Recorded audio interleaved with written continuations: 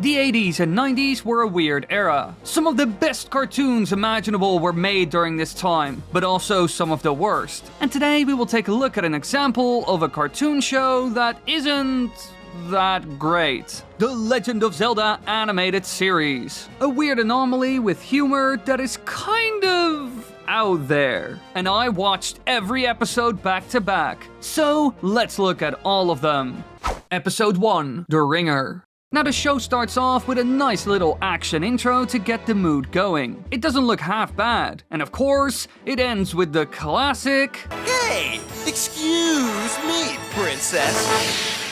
Now Link wakes up and for some reason he sleeps in the room with the triforce piece. Which sort of makes sense, but also, why? Isn't there a better place to hide it or something? Anyway, he gets out of bed, whinges a bit. I'm not whinging.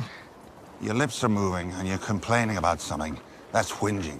And then proceeds to catcall the princess like a true gentleman. Ah, you gotta love the medieval era with all of its beauty. But then moblins that are oddly small trying to steal the triforce and Link defeats them while being witty at the same time. The action is pretty good actually, and in the end he wins by destroying all of them using lasers. And one of them transforms into a magic bow made out of bones, which made no sense. Like really, I looked at this animation 100 times, but I am still confused. And then he does this, which also blew my mind. But hey, magic, right? After that, we get back to what seems to be the standard affair for this show. Link bothering Zelda for a kiss, Zelda giving him a concussion, and Link talking about his heroic deeds while gaslighting Zelda at the same time. After this, he's ordered by Zelda to guard the Triforce, and then we get to see things from Ganon's perspective. And in this show, they clearly went for the pig Ganon look. Some of it even seems to draw inspiration from A Link to the Past, because Ganon decided to dress up as an amateur wizard to enter the contest held at Hyrule Castle,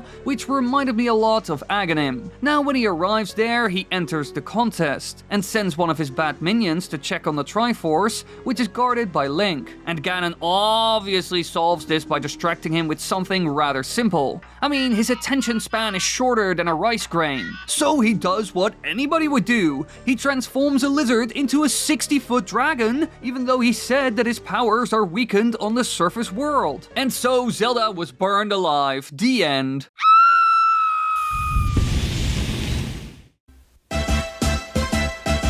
Nah, just kidding. Now Link hears all of this and saves the princess by defying the laws of physics, although I will say that this move with the silver plate is pretty cool. And then he does this, and that blew my mind. His pocket sucked up that shield like it was Nunu from the Teletubbies.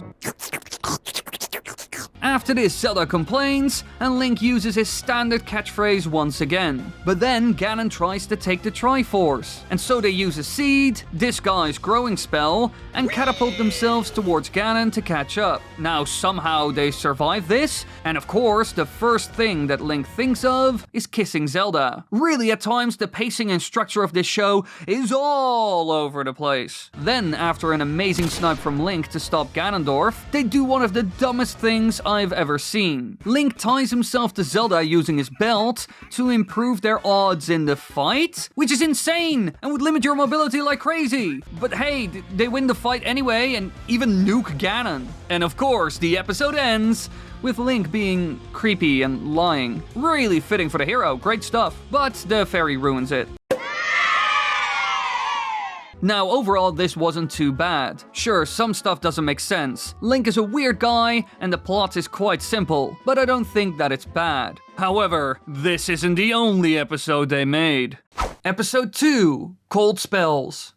Zelda and Link are enjoying the wonders of nature, and it seems like Zelda is in the mood. Oh baby! But then she flips the script and he has to do chores, which is a theme that's seen a lot in these episodes. But of course, Link has a genius plan, because man, this guy hates chores and is surprisingly lazy for a hero. So he pretends to be sick, but then we get a great freaking scene. Apparently, Link's room is an absolute neat nest. If you don't know what that is, look it up. You'll you'll find some horrible imagery. Really, how some people live astonishes me. So Zelda opens a window to deal with the smell, and then an eagle rams into her with the speed of a jet. So to deal with it, she decides to torture the bird with Link's disgusting clothing. She even looks away, almost as if she's going to suffocate the thing. But that doesn't happen, sadly enough, because I mean, it's a kid's show, but I would have loved it. And man, oh man, this episode doesn't stop giving. As soon as Zelda lays on the bed to catch her breath, Link runs in expecting some serious action upon seeing that. Really, this show is super weird at times. Now after that, Link continues with his whole sick facade. Meanwhile, that bird that was almost gassed to death reports to Ganon what is going on. And so he goes to the castle to disrupt the spring cleaning. He does this by increasing the fairy's power, and her magic creates all kinds of trouble, like turning this bedroom into the Wind Waker games for a hot second. After which, Link busts out the most lame joke ever. Is that what they call a royal flush? This gives Ganon the chance to steal the triforce. Also, just look at this awesome bug mount. It can even scale walls! Now he succeeded, and so our heroes go after him. But they fall down a trapdoor and are trapped in this gigantic wine glass. So Ganon tries to feed them to Goma, but this allows them to escape. And with the fairy's help, they are able to defeat Ganon and get the triforce back. Overall, a pretty good episode that legit made me laugh a couple of times. Although it was a bit uneventful at times. But let's see what the next episode has in store for us. Episode 3, The White Knight. Now we finally get to see some bits of Hyrule in this episode, and also a new hero emerges known as the White Knight. Now when Link and Zelda are having a pit stop, they are being attacked by an enemy that isn't even in any of the games, and Link calls them Tin Mans for some reason. They just look like red dark nuts to me, but what do I know? As Link fights them, things go from bad to worse, and we even get to see an Octorok, and they are massive in the show. Although in some later episodes they're all like super tiny all of a sudden. So, consistency isn't a thing here. And all of this ends with Link basically dying.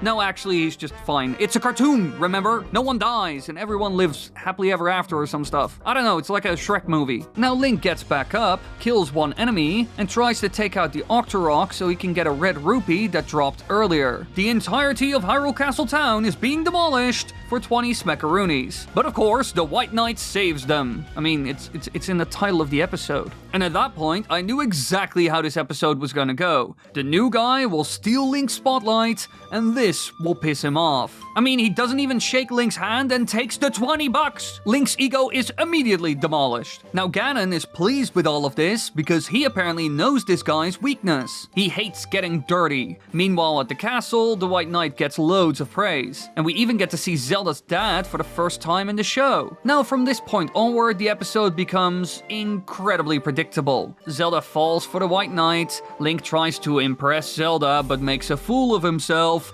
etc. In the end, Link is done with it and decides to leave. So he does one impressive jump out of a window and breaks this horse's back, which is called Catherine for some reason. Again, Ganon is happy with all of this and attacks. He even successfully snatches Zelda using some tactics and this Zora. And for those who wonder, in the earlier games, the Zoras were only villains, really. Now this Zora jumps into some muddy water, and so the White Knight gives up to spare his clothes. And I'm 100% serious here. I think I actually heard a swear in this one scene. Because Zelda says this. Why, you useless fuck! Now, I'm not the only one that hears the F word there at the end, right? Right?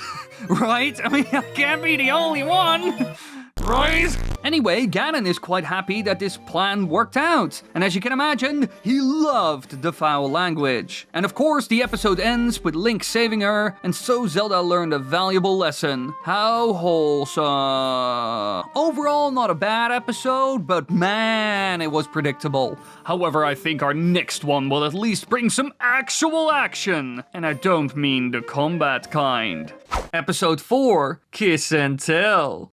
It starts off with Zelda going on a ride alone, but then she hears a damsel in distress, who is being attacked by this dragon. Now, when I first saw this scene, I died upon seeing those necks move. Look at them go! But then when the girl insults the dragon, it becomes clear that it's all a trick. Because man, this dragon is like super offended by it. Its frail ego has been destroyed. At that point, we get a fun action scene of Zelda throwing fruit with some crazy good precision, and of course in the end Link saves the day. But then when he receives his kiss as a reward, he's turned into a frogman, while the damsel in distress turns out to be a Gibdo. Now, this was all part of Ganon's plan, and Link for some reason can't function as a frog, but at least Zelda will accept him as he is. But then Ganon comes around the corner and goes all Frieza from Dragon Ball Z on them with a Death Beam attack. Now Ganon steals Zelda and Link has to save her, but he can't deal with the curse, so he needs to get rid of it first. The Triforce apparently knows of some witch that could help, so Link and the fairy go there, but then upon finding her, the fairy absolutely roasts her. What is this? Ugly People Day? Oh my god! Now after this battle of roasts, she does actually help Link. According to the witch, a princess must kiss him on her own free will to break the curse. So he goes to save Zelda using his frogman powers to do so. But then when Link is shot down by Ganon like it's a western, he even does the whole blow the smoke from the barrel thing, we get to see a plot twist. The fairy kisses Link, which breaks the curse, allowing him to save Zelda. Oh yeah, and when they are escaping, Link does this. We gotta get out of here! Which I thought was freaking insane. Now it turns out that the kiss of the fairy worked because her father is the king of fairies. What a twist. And that was basically the episode. Overall, I thought this one was really good, especially the twist and the amazing amount of sarcasm and sass. But we got some more episodes to discuss before I can crown a winner. Episode 5. Sing for the Unicorn. We can see that everyone in the castle is enjoying a beautiful evening, until Link decides to go all Nathan Drake on Zelda by swinging through her window. But then we get to see the most tense standoff between the king and Link once he shares his plans with him. Hey, what are you up to, Link? I was, just gonna swing in through your daughter's window and try to get her to kiss me. Not a chance. No? No.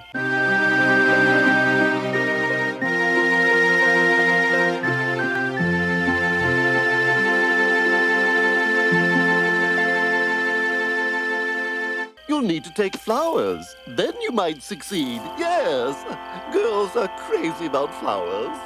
Flowers. Right! And surprisingly enough, this works, although he does mess up the execution. But then, when he's about to get his kiss, Ganon rides in on a flying unicorn with an army of bats. I gotta say, this episode is an absolute roller coaster. I mean, right after that, Link does this amazing feat of acrobatics, his most impressive one so far, and fights Ganon's minions. But Ganon escapes with the king. Luckily enough, Zelda saves him, but right after that, Link immediately snaps back to his main mission, kissing Zelda. Really, this man's dedication is impressive, to say the least. Now after that, Link and Zelda go save the king, of course, but this time, we get to see something new, like this crazy room and these statues that come to life and try to kill them. But sadly enough, they are easily defeated, which I thought was a bit lame. But then, after some action, we are introduced to a new character. Apparently, Ganon stole the unicorn from her, and she's here to rescue it, and together they will beat Ganon. Now again, Link uses an explosive to take a shortcut,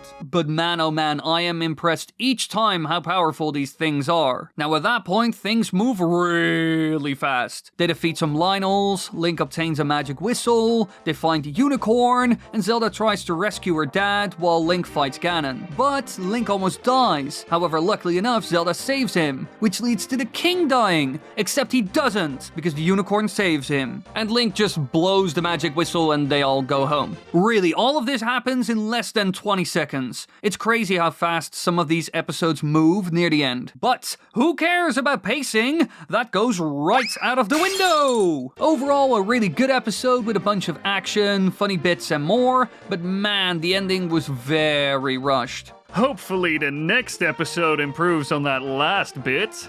Episode 6, That Sinking Feeling.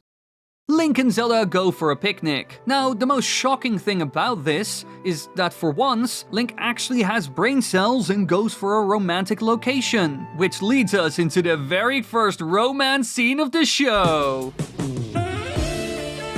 But then all of a sudden the ground beneath them starts rising, and of course it's Ganon attacking them. Really, these episodes contain a lot of fighting Ganon, and Link and Zelda fuck. Now they almost capture Zelda, but Link manages to save her, although she is decapitated. Just kidding, Link prevents this sadly enough, even though it really looks like she's getting decapitated. But then, again, when they are about to kiss, Ganon lowers this Cupid statue. And this apparently pisses Zelda off so much that she's going to beat the hell out of Ganon. Apparently, she was that excited for Link's dick. Now, it turns out that the statue went down due to some sort of magic magnet that Ganon's minion used. He actually had to grab Link and Zelda, but missed. Meanwhile, the dynamic love duo are on their way to steal the Triforce of Power from Ganon to stop him. And for some reason, they are taking the other Triforce with them as well. So, I bet all of you already guessed what is going to happen in this episode. Even the Triforce itself foreshadows it, so Link and Zelda should know better. Also, the Triforce is a weird thing in this show. It's like AI, but it speaks in riddles. Must be incredibly annoying to deal with. Also, we are in for a bit of a twist, because Ganon apparently used the thing on Hyrule Castle itself. I just expected that he would use it on the Triforce, you know, but no. So they go down below into Ganon's lair, but they need to find an underground entrance first to get there. And according to Link, there's one great key for this: a bomb. This man loves his pyrotechnics. Meanwhile, Ganon is going berserk because he can't find the Triforce in the castle, which makes him very upset. I'm very upset! That's whinging. After this, we cut to Zelda and Link, who defeat a knight that drops a bracelet they need to destroy the magnet. How handy! And with it, they confront Ganon. And when they are about to lose, everything just goes perfectly for our heroes. Link uses the bracelet to overpower Ganon, throws him at the magnet. This causes it to fall over, which sends the castle back up, and the magnet blows up. But they didn't get the Triforce of Power though, and Link gets a kiss from the king. Again, good episode, and not as predictable as I had imagined, but at this point we start to see a bit of a pattern in these episodes, which isn't great. Now, on to the next one. Episode 7, Underworld Connections. As usual, the episode starts with Link harassing Zelda for a kiss, but this time he does it while sleepwalking, which shows how strong his urges really are. Man, this guy must be down bad. But Zelda wakes him up, and of course at that point, Ganon comes in, but this time he's going for an ancient Japanese strategy: Kamikaze! This breaks the Triforce into 3 pieces, allowing these flying things to steal them, although one is stopped by Link. And to stop the other 2, they shoot the Triforce, because it is linked with the others, and those shots will kill the enemies holding them? I mean, it makes no sense at all. Really, the show is making stuff up on the go. But hey, it works! And so now they need to find the pieces. And Ganon's plan is to wait for them to obtain the pieces and steal them, because his minions forgot where they dropped them. Now, as our heroes are walking around, they defeat some monsters, which informs Ganon where they are. And so while Link is diving down to get the first one, he is attacked by this thing. But it isn't a big challenge. So with the first piece in hand, they move on to the second one. When they get there, Link kills a Gypto. However, this informs Ganon where they are. But when he tries to catch the Triforce, because Link throws it at him, he burns his hands. After that, he throws it back, and Link throws it to Zelda. This restores the Triforce, and they escape in style. Especially Link. Just look at this flame surfing move. And that was basically the episode. And I gotta admit, this was the most boring one so far. Very uneventful. So, let's quickly move on to the next. Episode 8, Doubleganger. This episode starts as usual. A Moblin tries to steal the Triforce and Link defeats it. But this time it drops a strange ring that Link decides to keep. Now Ganon is hella annoyed as usual, and so he decides to go for a different approach. He sends Zelda a special mirror. This creates an evil doppelganger of her, which we could have seen coming given the title of the episode. and the real Zelda is taken into the magic mirror. Link hears all of this and saves the evil Zelda while the mirror is broken in the process. And so, with the way back to Ganon broken, the Doppelganger decides to play Link like a fiddle, using the one trick that always works, kissing him. And for real this time. This is actually the only time it ever happens. And at that point she comes up with the plan to take the Triforce again and attack Ganon. But then, as they are riding, Link notices something strange. She doesn't want to deal with the Triforce, and she has no reflection in the water. Strange. And so Link puts 2 and 2 together, revealing that it's not Zelda! But he still decides to follow her with the Triforce to find Zelda, which doesn't sound like the best plan, but hey, what do I know? In the meantime, Zelda escapes, and as expected, Link is lured into a trap as he goes to the Underworld. But then, right when the enemies are defeated, the real Zelda walks in, and the fake one runs off with the Triforce, which results in a wild goose chase filled with cliches, where they make a massive mistake. In one shot, they use the wrong Zelda model for a second, and it's super obvious as well. After this, we get the classic, Link has to choose between the 2 Zeldas to find the real one. And he does this in the most dirty dog way, a kissing contest. Ooh! Now, of course, he immediately notices the fake one, because the real one immediately resorts to domestic abuse. But then Ganon shows up, who is defeated in 6 seconds, and they use the Triforce to escape through the hole Link created. The end. Now, in this episode, we start to see some cracks form. They even messed up one scene in an incredibly obvious way. Luckily enough, this wouldn't be the norm. Episode 9, Stinging a Stinger. Link saves a man from some bandits, and we get one really cool scene where he splits a pitchfork in 2 that's thrown at him. And as a reward, he gets a sweet scimitar! Jumpin' Jehovah James, that's a scimitar he's got! But, as always, there's something off with this guy, because he works with the bandits and ends up getting Link's sword in exchange for the new one. But as soon as Link uses it, it breaks, and Ganon uses this opportunity to capture him. And then the strangest thing ever happens in this cartoon TV show. The salesman who has Link's sword shows up and tries to scam Ganon for it. However, this obviously doesn't work, and so all of them are thrown into Gohma's cage to be eaten. But they end up escaping using a rope, magic boomerang, and some lockpicks. Now, if you look at the whole fight scene with Gohma, it really makes no sense at all. The rope around him goes from this to this. How? They escape and ask the Triforce for help, who gives them very odd advice. Use bugs. So naturally, they MacGyver a bunch of traps together using bees and red ants to defeat Ganon, a wizard with a monster army. Because for some reason, there are no other weapons in the entirety of Hyrule that Link could use. Really, this episode goes off the rails from this point onward. And so Ganon, the master of the Triforce of Power, is defeated by some bees. Oh, and they tricked the merchant guy as well by using some magic and red ants. And of course, Link gets his sword back. I gotta admit, this was the weirdest episode by far. It was all over the place, made little sense, and any sense of danger was gone in seconds because nothing was an issue in the end. So yeah, one of the weaker episodes for sure. Episode 10, Hitch in the Works. It starts off with Link sneaking around, and I quite like the use of silhouettes here, until he goes outside and we are confronted with this shot as he runs across the courtyard. I am not sure what happened with this image of the gate, but my gosh, the proportions are a complete mess and everything is crooked or not. By far the worst shot I have seen in this show. But then Zelda stops Link as he tries to sneak off to go fishing and is ordered to do some chores around the castle. But then Link is suddenly confronted by the Tin Man from The Wizard of Oz that was made by some old wizard handyman. And apparently it was designed for doing chores. However, as expected, it's not great at them. So they chase it all around the castle until a bunch of moblins that snuck in destroy it. Now with them entering the castle from below so often, you would think they would do something about this, but apparently they don't. Nah, we're not gonna put some concrete between those floor tiles, that's too much effort. And after a big fight, the Tin Man falls on Link, knocks him out, Zelda gets mad, Link brags about defeating the moblins and lies a bit.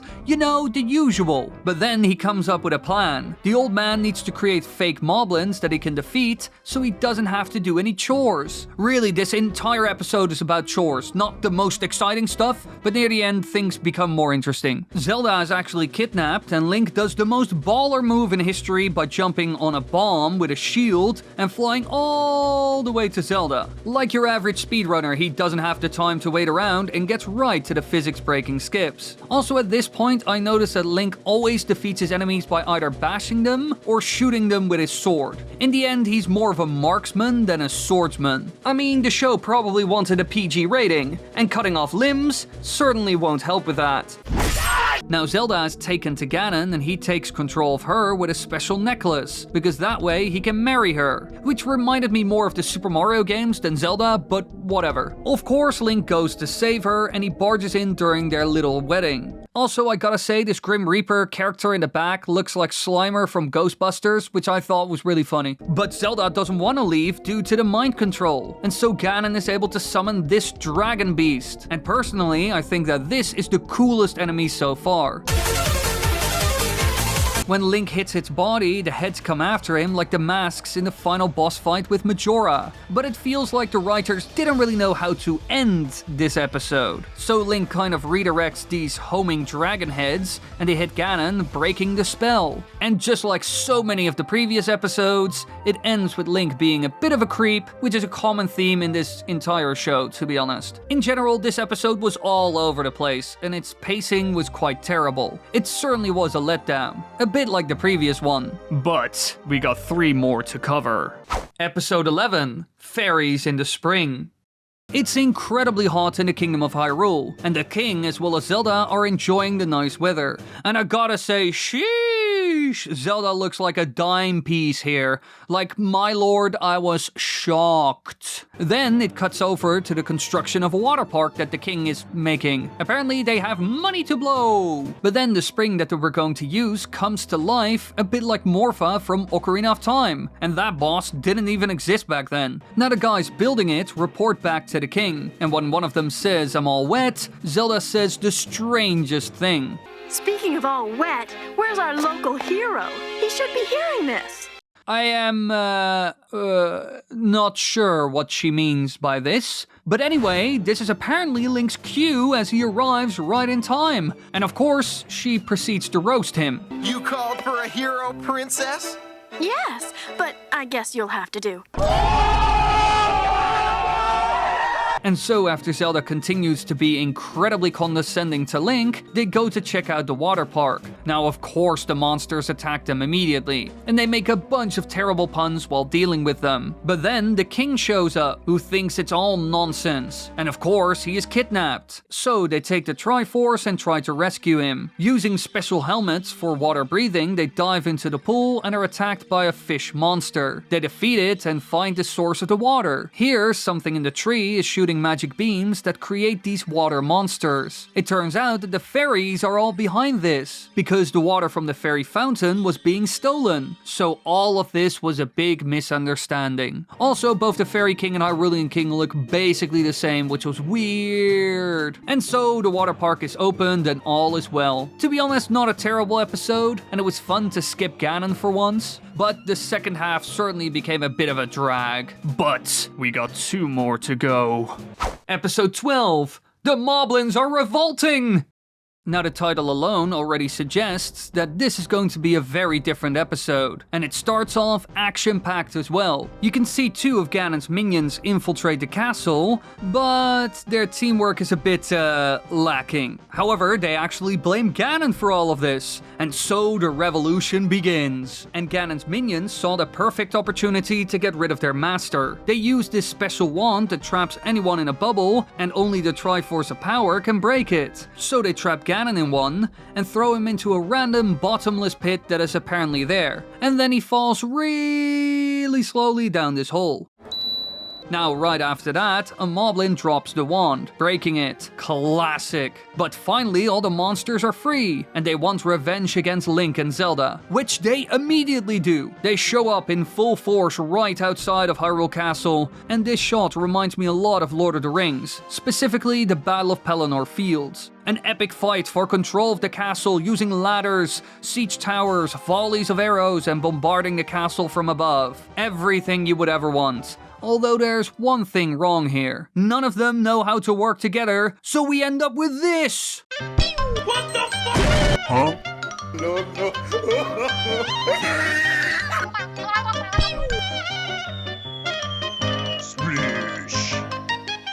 And so the siege goes nowhere. But as soon as Link and Zelda hear that Ganon isn't in charge, they run to steal the Triforce. But right as they get there, Ganon is back. He used another bubble to float back up. And of course, Link becomes too confident and frees Ganon accidentally. So they run, and Ganon recalls his minions and punishes them. Meanwhile, Link and Zelda bicker some, and then Link makes this face because for some reason the quality of animation drops like a brick for a hot second. Again, an episode with a fun premise. Sure, it involved Ganon, but it went for a different angle at least. And I was quite afraid that most episodes would be similar to each other, but no. Now, let's move on to the final episode. Episode 13, The Missing Link. Alright, this episode is action-packed and it starts off with a nuke exploding while Zelda is picking flowers, which is followed by a bunch of Moblins with bows invading and shooting the whole place up. I mean, Link is almost shot to bits multiple times. And Ganon also has a new trick up his sleeve. Using a new wand, he can transport anyone to his evil jar, which is this thing. You know, the glorified vase that would be pretty cool as a carafe for like liquor or something. Honestly, if Nintendo would sell that, I would buy it. Anyway, Link is zapped. And at that point, Ganon does the dumbest thing ever. Zelda is all alone with the Triforce, but he leaves and just tells her to bring him the Triforce to get Link back. However, it turns out that only his body was taken, so they go to Ganon to retrieve it, which is going to be hard without Link. Zelda has to fill in his role of the hero who deals with all the evil minions of Ganon, and that's the interesting twist of this episode. And right after that, we get another twist, one that ends up making Link very happy. According to Ganon, the reason why Zelda can see Link in this spirit form is because she loves him.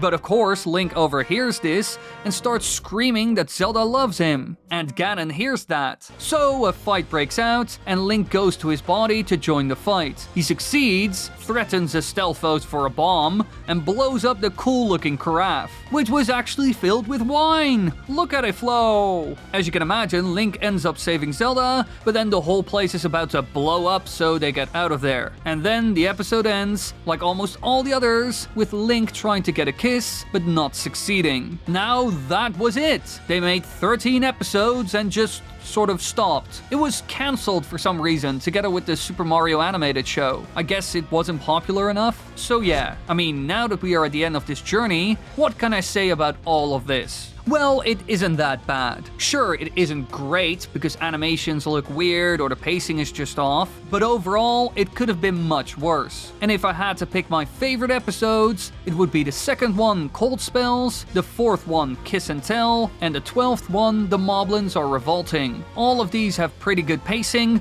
some nice action, and also decent humor. But now the big question is, should I make a video like this on the Super Mario show as well? Let me know in the comments down below. And be sure to subscribe and like, because it really helps.